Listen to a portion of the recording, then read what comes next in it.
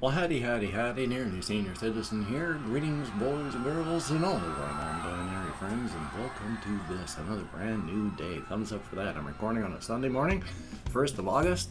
Yay. Tomorrow I have an appointment with my med manager for my ADHD meds, so I'm happy enough at 20 milligrams 3 times a day, 60 milligrams daily. That's the average dose. And while I think, 30 milligrams at a shot could probably be better, I'm happy with what I have. So, meetings tomorrow, thumbs up for that. Yesterday was kind of cool-ish, and today it's kind of gray outside, so it's kind of cool-ish again.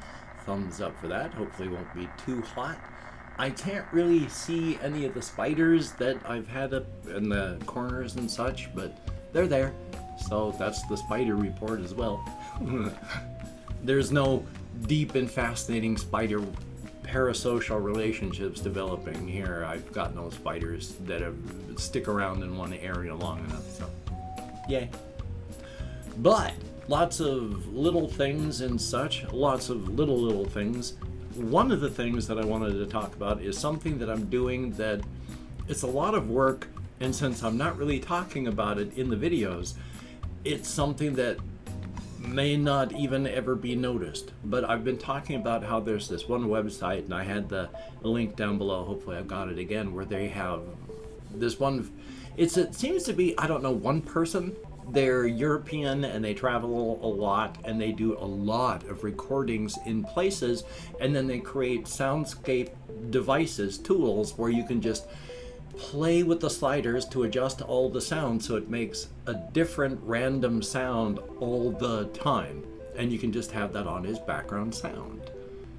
Well, I've been using a lot of those. So yesterday I went and put a lot of, every time you passed into one of the green areas in my Minecraft video, I had the meadow sounds with the sound of a burbling brook and trees and, crickets here and there. And because I was right next to a desert, every time you walked over into the desert, I cut to a desert Sahara sound of wind in a nomadic outpost. You could have the sounds of people and cooking, but I just took it down to wind and such. And when you walked over the border, that came on. Whenever there was water, I added the Irish coast soundscape on top of it. So it was a lot of work to make it sound more natural, because when you're just playing, unless you download a sound pack with the ambience that the mod maker wants you to have, it's just going to be silence. And that's been bugging me, so I've just been adding the nature stuff. So thumbs up on that. Those tools and toys are really cool. So hopefully I've got the link to at least part of it, and then you can examine the site if you're curious. He's probably not hurting for cash, so he doesn't need people, he, they, whoever. I don't know if it's one person or a group. I don't know how they identify, so that's not important. I'm just defaulting in English. Yeah. But it's really cool, and it's neat, and definitely a thumbs up on that. Also, because this really ties in with something that I've been thinking about as well. I don't engage in a lot of nostalgia, because nostalgia, my past has not really been good for a whole bunch of different reasons. And so I don't like to be reminded a whole lot of my past, because it's not wonderful. And those parts that are nice, I don't really like being reminded of them too much, because it's people that are gone. In some case, just they've died, in places that don't exist anymore, in a time that will never happen again. So that just feels not good when I compare it to the rest of the world. So I don't like a lot of nostalgia, but there are, of course, things that I listen to that remind me of sort of generic good times of the past, so I'm able to acknowledge and accept what's happening rather than fighting against it, because I don't want to be reminded.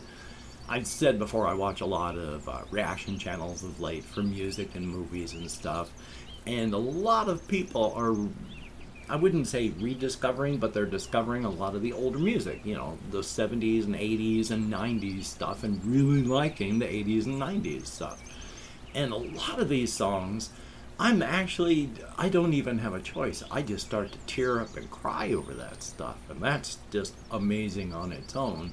But the big point on this is one of the things that does happen when you play stuff that you know from your past, from, you know, could be 5 minutes in your past, could be from decades in your past. When you play something musically, or you watch a TV show that, you know, it's a comfort show, you've watched it 1,000 times, but hey, you know, it's on again, let's watch.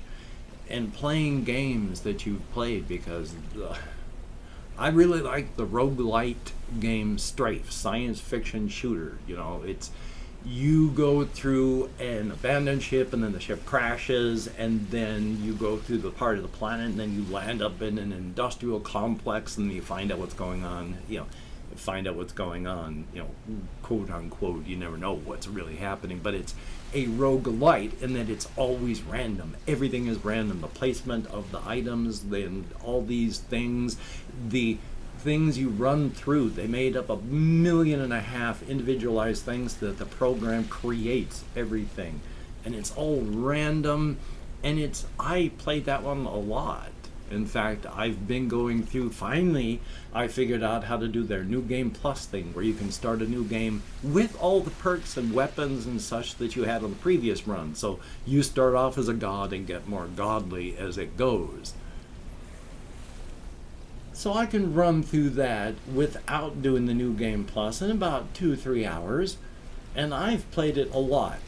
It's no real challenge to win if you just take it slower and pick up everything, but I still play it. And people still watch TV shows that they've seen before, and people still have marathon movie things where they watch movies they've seen 1,000 times. And people, we do all these things, and there's a reason for it, because every time you do that stuff, you get a nice shot of dopamine. That's the reward neurotransmitter. It feels good to go back and do those things. Your brain likes to run over stuff it likes over and over again. And so, yeah, it feels good to play that old game. And I say old as in just an example. It feels good to listen to that music. It feels good to watch those old movies. It feels good to watch that old TV show.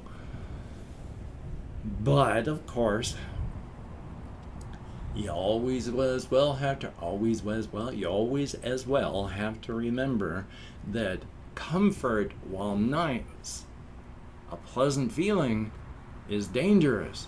You always have to be reaching out as a person. That's why, as a minor thing, I don't really like really comfortable vehicles to go driving in, because you should not be forgetting that you are driving a at least 1-ton vehicle made of metal and plastic that can kill you and others easily. If you're feeling comfortable, you can forget that, and then that's just asking for disaster. I want to be reminded that I'm driving a vehicle, because that is something you need to be aware of and remember all the time. So comfort is dangerous, and comfort in your life is stagnation. I had brought this up with my therapist, because I had come up with this, comfort is stagnation, and stagnation in life is death. Because life is motion, life is movement, life is continuously traveling and doing. And if you stop, the rest of the world doesn't. So you need to keep moving, and you don't keep moving if you're comfortable. Comfort is stagnation. And when I mentioned that to my therapist, he talked about some of his therapist people, friends and such, that talk about, you always have to be reaching. You always have to be stepping. Don't get comfortable in what you're doing, whether it is your work or your play or anything like that, because you gotta stop reaching. Start and keep reaching, because if you stop, you're comfortable and you're stagnant. So you always have to be reaching just a little bit, trying to stretch out, trying to do things, try to do what you can. Thumbs up on that. So, also on that note, I have been thinking a lot about the cosmic horror stuff, and of course tying into this one bone juice herding world with the characters. There's the Elvandri, one of the nomadic horse riding dwarf people, Scarbat, and then there's Meliandor, who's one of the elven fungal subterranean types. And then of course there's Ilchenka, who's one of the people of the Calendris, who every living person there died when a magical zombie plague ripped through the area. And everyone who's a being there, a citizen of the Calendris, all their flesh is rotted off and they've become sentient. So they're animate walking skeletons. Yay! But they go out and do things, and the people that are the Dwarlin, the subterranean elves, will send those out. And I've been doing a lot of thinking of that world because I really like that world.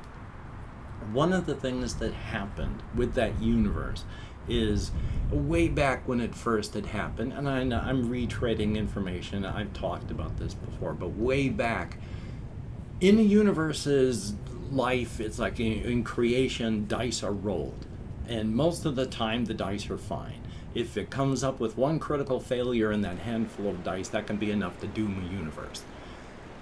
If it rolls a critical success, that's good, and it can help pick up the damage from that. But even one critical failure can be enough to just destroy the universe in the end. In the bone juice herding world place, when those dice were rolled, there were 50 critical failures. But this was one of those of a near infinite number of universes where anything will happen given enough time. 50 critical failures, and one can doom a universe. But the rest of the dice rolls, say 450 of them, all came up critical successes. So, while the universe itself was doomed, and a whole bunch of those were doomed, the critical successes saved everything from just abject failure, and these so damaged universes, instead of just burning out and vanishing, so bubbled together into a set. And so they got to live. It was like reality was trying to say, you gotta go. And then the universe just went, I've got 450 critical successes. Wham! Wash over the top of that and just go, all right, I'm going on, bitch. And then, yeah. So it just kept going. Nothing could stand up to that. But there's the big soap bubble place. Each major race and most of the minor races had lived and grown and evolved on their own worlds, and then soap bubbled together into this one where they're all living together. Everyone just has oral histories except for the fungal people, because when you get old, when all of your meat is gone and you're just fungus, you head down and you join the great fungal mind. Your memories become accessible by everyone, your skills, your talents, everything. And so they have a mind and memory that goes back. But the problem is situations change and people and things change. The meat of the present day is not the meat of a million years back.